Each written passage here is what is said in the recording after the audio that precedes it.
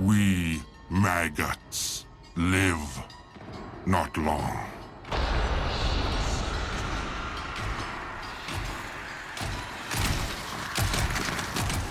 We hope more life, work, kill. Maybe queens notice. Maybe they share the old blood.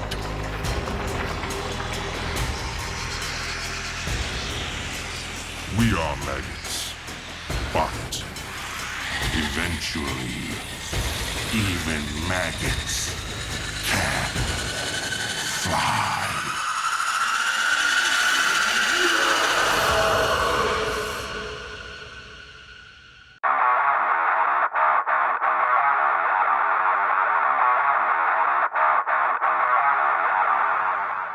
What's going on, everybody? DogMandan here. It has been a while. Update 26 is now out.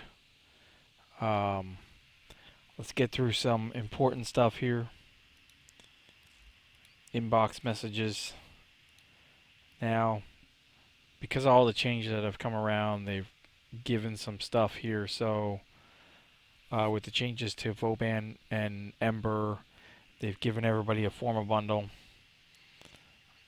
They've given everybody a 7-day affinity booster. If you are at least a rank 3 and you have been active, I believe you will get a legendary core. If I read that correctly, I know I got one finally. I should have more than one. I should have like a second one, but you have to be at least a rank 3 in the game in order to have this sent to your email, your inbox, and that's to eliminate people trying to get the legendary core to be able to trade it in the marketplace, you know, by using alternate accounts and such. Okay, but what I need to tell you is day one access for partners. Not everybody's going to tell you this, but when I do videos, you guys know I always release this. This is the stuff that DE has given partners to showcase everybody and talk about and all that good junk, if you will. So everybody gets the Grendel collection, a Exilus weapon adapter, which for some odd reason I didn't actually get it, even though it says I got it. I have to actually purchase them or craft them myself. Go figure. But those glitches happen. No big deal. The Titania Empress collection, the Vasca Cavet starter kit, which I've already crafted mine and used some some platinum to push it all the way through real quick, so you'll get to see that one here in a minute. The Euphrates pet armor pack, wasn't 100% too thrilled about that one, but we got it. Tesla Bank, these are new mods, the special mods, you know. This one's for Vauban with the changes of Vauban. Photon Repeater, another augment here. The Repelling Bastille augment, a new one. Immolated Radiance for Ember. Healing Flame for Ember. And Ethothermic for Ember, the new augments that are out. Okay, just so you know, those are the things that we did receive. Just wanted to get out there, you know, because that's important to do so. And don't mind my text, actually, you know what, the conversation. Let me just close that. Okay. It's late Sunday night. Actually, it's early Monday morning, so I'm just making this right now, and we'll have more. It's been a busy weekend. Now, on top of the collection, which is the Grendel collection, the helmet that comes with it, the Masseteer, which I've been running around. You'll see that here in a minute when we talk a little bit more. The Sindana, I actually purchased with my own platinum Kuva Lich Hunter collection, which why not? Basically, it gives you um, all the mods that you need, a relic pack, and a whole bunch of fashion stuff, as well as tons of new um, colors to play around with in terms of designing, which is always cool. Yeah, why not, right? I also picked up the Essential Parazon mod bundle myself. I know I don't have to. You can get these, but I picked them up in game as well because why not? Just so that way I'm not doing too much craziness in terms of farming. The Radiant Requiem Relic Pack, which you already get in the Hunter collection, but you can actually get this too by simply purchasing them. Um, yeah, the Titania stuff, all this stuff that we just talked about. Notice it doesn't say that I own it, but I'm just going through the whole bunch of Gift to Lotuses. Already taken care of the new glyph that came out. The Grendel glyph that came out that was going on. I took care of the 3 former ones that were going on. I do have to work on these Requiem relics here, so that way I can get the different Requiem relics. So I'll actually have more than one set to utilize in the Void. But let's see, where'd she go? Where'd she go? Where is she? There she is. There she is. Let's see if I can bring her back here. She's sleeping now that she's moving everywhere. There we go. I called her Night Prowler. Like I do when I name most of my pets. They're all named from something AC/DC related. Don't ask me why, it's just the way it was. But before I even realized what she does, I called her Night Prowler. And then I realized what she does, so it's actually pretty cool. Anyway, okay. So let's get into just a little bit of this gameplay here, and then I'll just do some quick talking. Like I said, there's so much going on in this update. It's just going to take a lot of time to go through it. There's good, there's bad, there's lots of changes. But let's get into some of it while you watch a little melee gameplay from the alerts. Okay, so like I said, and I won't take too long on this. We'll just enjoy a little bit of the alerts going on here in the background. The melee alerts, doing some leveling and whatnot here. I got a lot of exploring to do, obviously, with this Old Blood update. I know it's been a while for me, but so I'm just going through it, and yeah, there's a lot of things to cover, and maybe that's a problem, that there is so much stuff to cover in the update. So many things. And it's interesting to me to think about the amount of stuff that's going on in this update. And don't get me wrong, huge updates are nice, but there's just so much stuff that honestly, the few weeks here and there that we've gone without updates, or with basic, you know, weapon here, weapon there, or you know, some fashion frame items here or there. Why couldn't some of this stuff have come out during those times? Some of those changes, instead of holding it all off until one huge update that really doesn't even release everything. It just releases some of the stuff. They had problems and didn't release everything. So, I don't know. To me, it just seems, and I'm not saying there's anything wrong with the update per se. I mean, there's some things probably to talk about, but, you know, yeah, it's a lot of stuff to cover in one update. I can see some of the big stuff in the update haven't been part of the big update, but some of the changes, some of the things could, you know, easily have been in some of these smaller patches. Honestly, let's be honest here. And they've had a few, you know, patch updates already, just a few hot fixes and things have changed, blah blah blah. Which, I mean, I guess we can get into some of that, but some of the stuff that's going on here, you know, we got Grendel, right? 42nd Warframe. Melee changes Phase 2.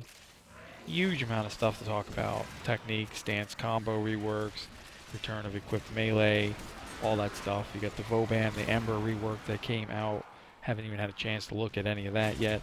Kuva Liches, which which everybody's been all over. The new Kuva Spiked Foes, Death of the Grenier, Bathed in Crimson Fuels, and Undenying Thirst for the Creator. There's a lot of stuff going on in there. Like I said, in Update 26, because of some of the stuff that has happened, what they did was they gave everybody 3 forma and a 7-day affinity booster when you log in. As long as you log in before December 31st, you'll get those in your inbox. Plus, to those eligible, which is Mastery Rank 3 Plus, and account created before we announce the Legendary Cores on October 18th, one Legendary Core will be delivered in a separate inbox message. This criteria is necessary to avoid awarding dormant accounts that could use this gift to abuse trading, which is what we talked about a few minutes ago, which I understand. So it has to be Master Rank 3, it has to have been created before October 18th, so forth and so on. There were 8 alerts going on over the weekend, so hopefully you guys have had a chance to get to them. If not, by the time this video goes live, there'll only be a couple hours left, which included 3 melee-only alerts for already crafted forma, Kuva Lich alerts for the relics, the 4 different relics that were out there, and the extra bonus, the Grendel action glyph. There's a whole bunch of things going on. Not going to get to too much detail here. You got the Parazon is the first and most crucial piece of takedown for the Kuva Lich, but it's not exclusive to the Kuva Lich system. It's a new tool that's given to everybody at any level, and now is part of the tutorial. So it is an interactive tool, widespread use in the game, from basics like hacking to deeper gameplay like decoding and means to assassinate. There's mods, tons of mods, which we'll get into. Okay, all core cipher mods can be found in spy vaults. Assassin mods or finisher mods can be found on various bosses. You can obviously buy them yourself. The Parazon will have 3 normal mod slots and 3 Warframe mod slots. Okay, a whole bunch of things going on in here. So 1, 2, 3, 4, 5, 6, 7 cipher mods. 1, 2, 3, 4, 5 assassin mods, if you will, that are in there. The Parazon finisher, the also known as Mercy, is a lethal technique that can occur in any mission on almost any unit. They are optional, as you can still kill the enemy without using them. Enemies eligible for Mercy will have the Parazon icon over their head. We got Requiem mods, a bunch of Requiem mods, the 8 Requiem mods. Different combinations will do different things, so the precise order matters. And the only way to glean the order is by seeking Requiem Whispers from your Lich's thralls and trying them out on your Lich. So again, we'll go into that at another time. You got earning Requiem mods. These are the Void, basically Kuva Fortress Void Fissures are the way to do it. But unlike other mods, they only respawn to Requiem relics, the Void Fissures in the Kuva Fortress. There are 4 relics, each with 2 Requiem mods, and you got Requiem relics from Kuva Flood Siphon missions that are guaranteed, and then you can get Requiem relics from normal Kuva Siphon missions 30% of the time. So Floods guarantees it, regular missions just 30%. They can be refined like Lilith, Meso, Neso, Neo, those into, you know, the best of the best, if you will. On Liches, you have the enemy, hunt for influences, you have fights, vanquish, convert. I don't really want to get into too much of that stuff.